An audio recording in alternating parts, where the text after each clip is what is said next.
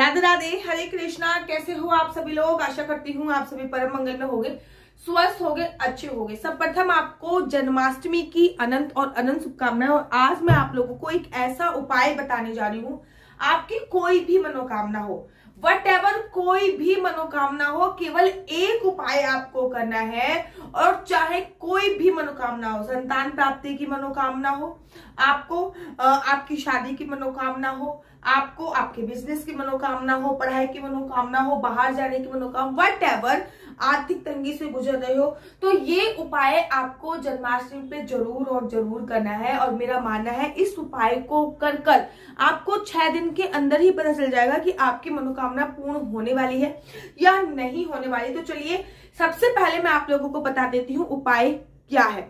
जन्माष्टमी पे जब आप चौकी लगाएंगे, जैसे कि सुबह आपने पूजा अर्चना वंदना कर ली, फिर एक कमरा अलग से कमरे में या फिर पूजा स्थल पर ही एक चौकी लगाई जाती है, जहां पे भी आपके घर पे स्पेस हो, क्योंकि उस चौकी पर ही भगवान को बिठाया जाता है पंचमी से स्नान कराने का। उस चौकी पर जब आपने वो चौकी डेकोरेट कर दी, तो वहां पर आपको एक अखंड ज्योत जलानी है।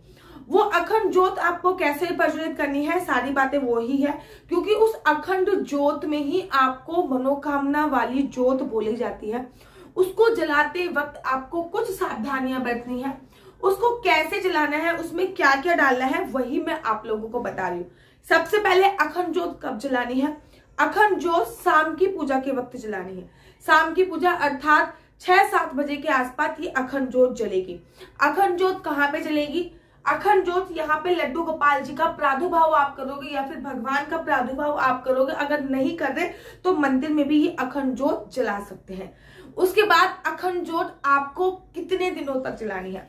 अखंड ज्योत आपको कृष्ण जन्माष्टमी से लेकर कृष्ण जी की छठी तक, 6 दिन बाद श्री कृष्ण जी की छठी होती है, तो कृष्ण जन्माष्टमी से लेकर कृष्ण छठी तक आपको अखंड ज्योत जलानी है। उसके बाद अखंड ज्योत कैसे जलानी है? अखंड ज्योत जलाते वक्त आपको कुछ बातों का ध्यान रखना है। वो बातें क्या है? सबसे पहले नीचे आपको चावल बिछा देना है, क्योंकि अखंड ज्योत या कोई भी दीप प्रज्वलित जब आप करते हैं तो खाली नहीं करते, उसको आसन दिया जाता है। तो सबसे पहले थोड़े से चावल का एक भी दाना खंडित नहीं होना चाहिए, इस बात का आपको ध्यान रखना है। थोड़े से चावल बिखेर दीजिए, उसके ऊपर आपको अखंड ज्योत का दिया रख देना है। अखंड ज्योत को आप तिल के तेल से या घी से जलाइए। मैं कोशिश करिए कि 80% घी से जलाइए, 20% ही अगर आपके पास कुछ भी नहीं हो पा रहा है तो आप तिल के तेल से जलाइए।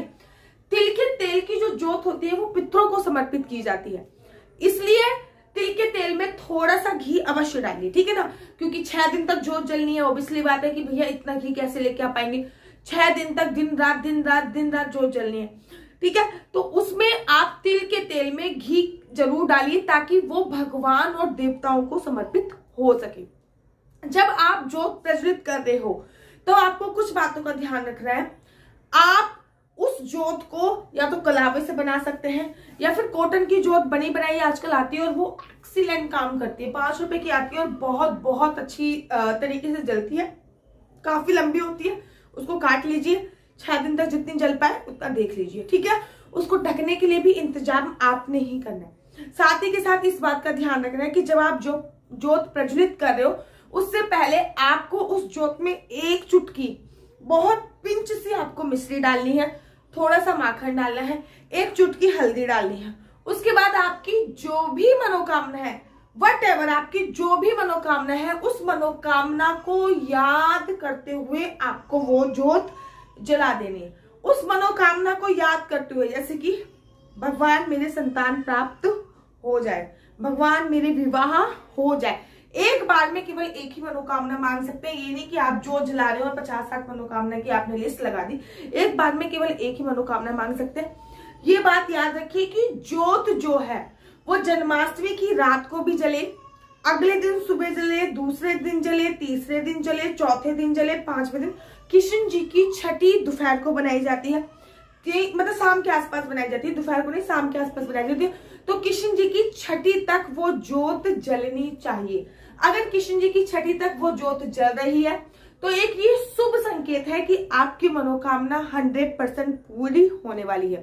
अगर कृष्ण जी की छठी से पहले वो ज्योत बुझ गई है तो ये भी एक संकेत है कि आपकी मनोकामना पूर्ण होने में समय लगेगा। ज्योत को जलाने के बाद ज्योत की पूजा अर्चना वंदना भी करना है।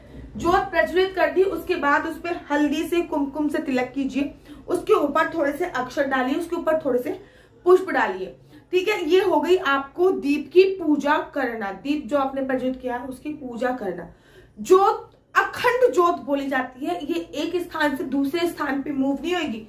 पहली बात तो जो चौकी आपने लगाई है वो जन्माष्टमी तक नहीं हटेगी, तो इस बात का ध्यान रखिए कि जो चौकी आप जन्माष्टमी पे लगा रहे हैं ऐसे स्थान पे लगाइए कि वो छठी तक ना हटा पाए, क्योंकि जन्माष्टमी की जो चौकी होती है वो छठी तक नहीं हटाई जाती, इसलिए स्थान का चयन ऐसे करें। दूसरी बात, अखंड ज्योत जो होती है वो अखंड ही होती है, उसको आप मूव नहीं कर सकते हैं। कोई कर्म अच्छे से कीजिए, उसके बाद फल आपको अवश्य और अवश्य मिलता है। आशा करती हूँ कि आपको मेरी वीडियो अच्छी लगती होगी।